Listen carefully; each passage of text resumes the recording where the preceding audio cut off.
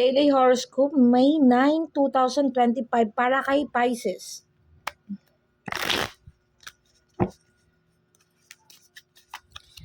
Pisces, the card said here, merong mga paparating sa'yo na tagumpay. Sabi dito, yung mga paghihirap daw na yung mga paghihirap na ginagawa mo sa ngayong araw na ito o yung mga nakaraan ay magbubunga daw ng maganda. Just focus para hindi ka lang magkaroon ng mga missed opportunities. Nakikita ko dito yung success. Wala ka daw dapat pang hinayangan sa mga bagay na pinaghirapan mo na.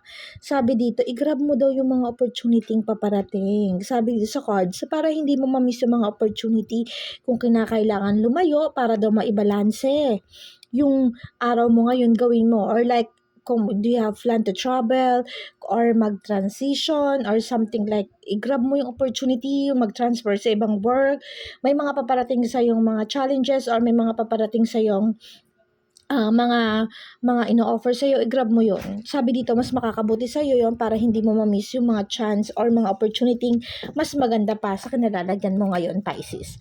Punta tayo kay Aries.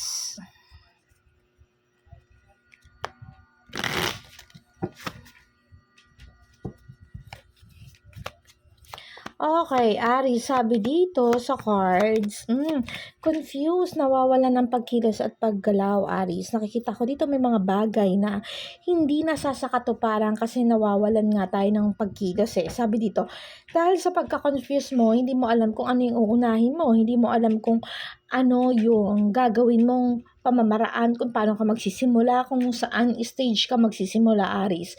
At dahil dito, dahil sa nako-confuse ka, nawawalan ka ng kakayahang magbigay, or sabihin naman natin, may mga bagay na hindi mo kayang i-afford, lalo na tumulong.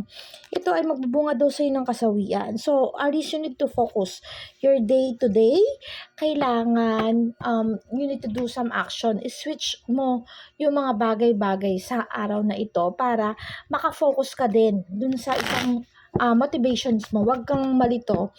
One step lang muna, hindi yung marami kang iniisip, para hindi masyadong conflict yung araw na kakaharapin mo sa ngayon. Punta tayo kay Libra.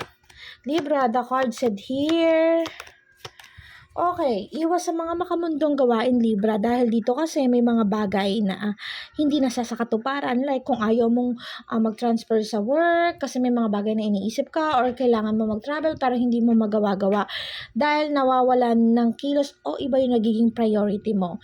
This card, these days, sinasabi na wag kang yung parang mabagalan sa takbo ng iyong pag-asenso. Kahit na medyo nahihirapan ka, things will gonna be fruitful for you, Libra. So tuloy lang, nakikita ko pa rin dito yung success. May mga paparating pa rin na tagumpay sa'yo. So tuloy-tuloy lang kahit medyo pagod na. Walang sukuan, Libra, dahil magiging maganda rin naman yung kalalabasan. Punta tayo kay Sagittarius.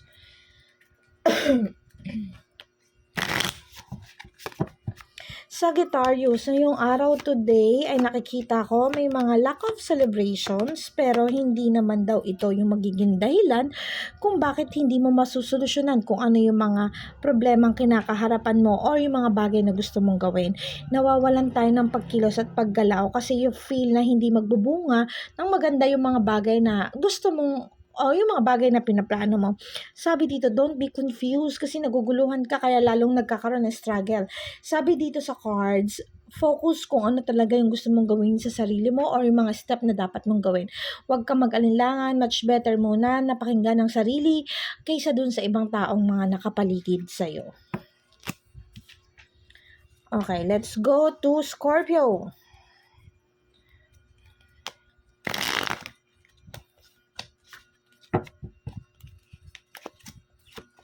Scorpio, nakikita ko dito ang success. Sabi dito sa cards, bumabaliktad man ang mundo mo. Nakikita ko dito injustice man ang panahon sa iyo ngayon. Nagkakaroon ng conflict kasi may mga betrayal kang kinakaharap. Hindi man umaayon sa iyo si universe ngayon. May mga conflict talaga kahit na anong motivations na gawin mo, kahit good thing pa yung mga gusto mong gawin, kahit na nagne-negative, kahit na yung, alam mo yon, yung ginagawa mo lahat para mag-positive yung aura mo, yung paligid mo, things will gonna be okay. Matatapos din yan, Scorpio. Just wait. Struggle ka man ngayon. Sabi dito, focus ka kung saan ka sasaya. Scorpio, kapag iniisip mo lalo yung mga negative na nangyayari sa'yo, conflict na kinakaharap mo lalo na pagdating sa iyong career, sa iyong work, lalo ka nakaka-attract ng negativity. So, reduce, kalma, wag munang masyadong magpadala dun sa mga agos o init ng ulo. Focus lang muna sa sarili at enjoy. Yun lang muna. Kahit negative, try to make it enjoy para hindi lalong ma-attract yung mga negative na energies. Punta tayo kay Virgo.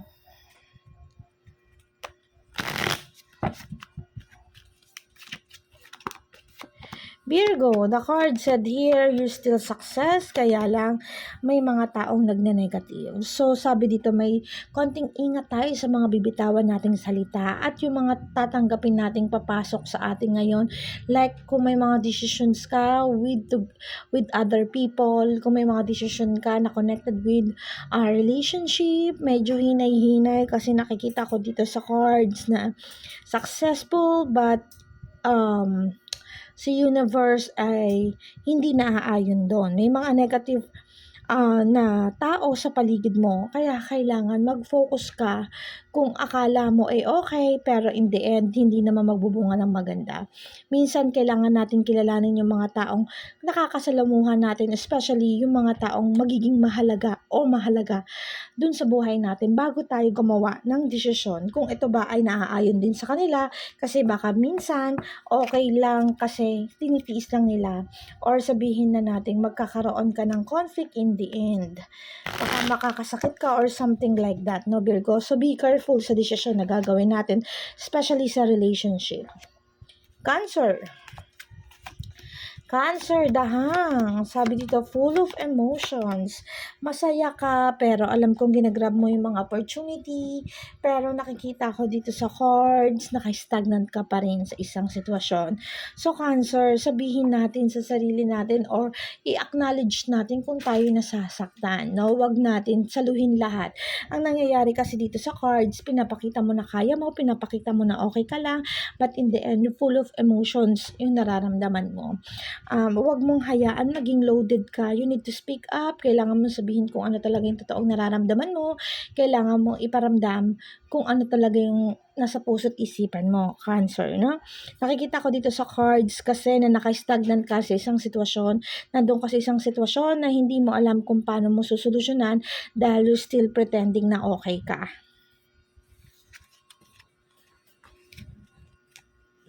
Let's go to Leo.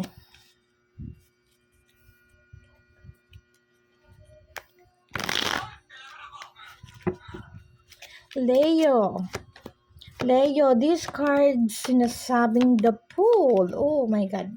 Leo, nawawalan tayo ng pagbabalanse sa araw na ito, ngayong May 9. This card showing na yung mga bagay na ayaw mong i-let go, yung mga bagay na ayaw mong mawala, o may mga bagay na ayaw mong umalis, or ikaw ay isang tao na nag-i-stay dun sa isang sitwasyon, sa isang bagay na hindi naman na nagiging balanse para sa'yo.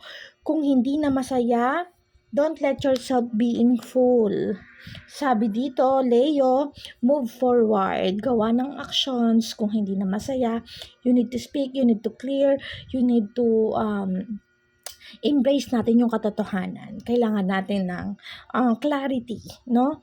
Let it go kung kailangan ng bitawan, kung kailangan ng pakawalan, kung ano man yung nasa salobin mo, gumawa ka ng paraan para matapos yung stagnancy mo. Kasi yung the fool at yung pagiging hindi na masaya, yung kailangan maikli lang buhay ng mundo. We need to choose kung saan tayo liligaya, Leo.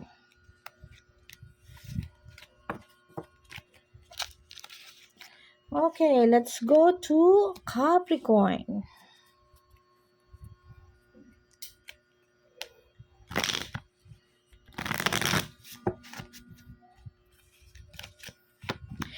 Capricorn, sabi dito sa cards, you feel loaded. You feel full. Sabi dito sa cards, nawawala ng guidance ni universe. May mga bagay na nakakalungkot, may mga disconnections. Capricorn, I know you feel full, lalo na pagdating sa finances, tapos yung parang yung panahon mo ay hindi naaayon sa iyo. Pero sabi dito sa cards, huwag kang mag-alala. Yung mga plano mo still granted. Nagne-negative man sa iyo lahat. May mga nararamdaman ka man, nakakapagod man yan. Pero still, may mga dumarating pa rin naman na biyaya sa iyo. So, whatever happen, you need to choose na tignan mo yung sarili mo na okay ka pa kaysa sa iba. You're still better than other one. So, tuloy-tuloy lang, matatapos din yan. At kapag nararamdaman mong full, take time to rest lang. And then, everything will be fine na, Capricorn. Kailangan lang siguro ng konting pahinga para magkaroon tayo ng sigasig or maging malakas ulit. Taurus.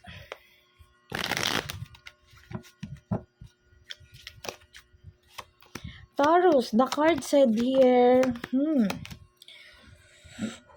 sabi dito sa card, mas piliin daw natin gumawa ng mga bagay na makatotohanan, Taurus. Kung makikita natin yung mga bagay, yung mga tao, or nandun tayo sa isang sitwasyon, nandun tayo sa isang relasyon na hindi na accurate sa atin, or sabihin na natin na nawala na yung katulad ng dati, kung nararamdaman mong nagbago na siya, or something like na yung sitwasyon nyo ay nag-change, you need to do some actions. Sabi dito sa cards, kailangan daw gumawa ka ng pamamaraan kasi hindi na daw nagkakaroon ng pagbibigayan. Sabi dito, guidance na ito ni universe to wake up you. Kasi daw sabi dito sa cards, nasasaktan ka na. So sabi dito, i-grab mo na daw yung mga opportunity. Let it go kung kailangan na talaga. Kasi nakikita ko dito, kung nagbago na siya or iba na o yung sitwasyon nyo ay hindi na katulad ng dati, you need to wake up. You need to do something. You need to overcome kung ano yung mga dapat i-overcome at tanggapin kung ano yung katotohanan, Taurus. No? You need to do something. Kailangan gumawa ka na ng pamamaraan para maalis ka dun sa isang sitwasyon na alam mo namang hindi mo deserve. Let's go to Aquarius. Kamusta ang mga Aquarius? Are you still fine, Aquarius? Okay. Sabi dito, pagdating sa pera, you need to do or move. Sabi dito, kung kinakailangan lumayo, lumayo. Kung kinakailangan gumawa ng way, gumawa ng way. Sabi dito, it's time to celebrate kasi magbubunga naman daw ng maganda yung mga bagay na pinaghirapan mo, pinagsikapan mo. But then, this card showing to do something kahit na medyo malayo. Okay? Gumawa ng way. Sabi dito, yung mga negativity, yung hindi mo pag-grab ng opportunity, yun yung magpapabigat sa'yo. So, reminder, Aquarius, to do something for yourself. Focus muna sa sarili kung ano yung ikauunlad natin. No? Let's go to Gemini. Gemini. How are you, Gemini? Gemini, the card said here, to take the opportunity that comes to you now. I-grab mo daw yung mga opportunity na paparating. Sabi dito, may mga bagay man daw na, may mga bagay man daw na nasira dahil confused ka eh. Marami kang gustong gawin, marami kang gustong unahin, hindi mo alam kung paano mo sila, ano yung mga step na gagawin mo. Sabi dito, wag mo daw hayaan na magkaroon ka ng problema dahil nakapokus ka sa person na hindi naman meant for you o sa isang sitwasyon na alam mong hindi mo deserve. Kung kinakailangan umiwas at buuin uli ang sarili, i-grab mo daw yung opportunity, Gemini. Na? Sabi dito sa cards, i-grab yung mga opportunity, you are still confusing kasi may mga bagay daw na nasira o nawasak na, no?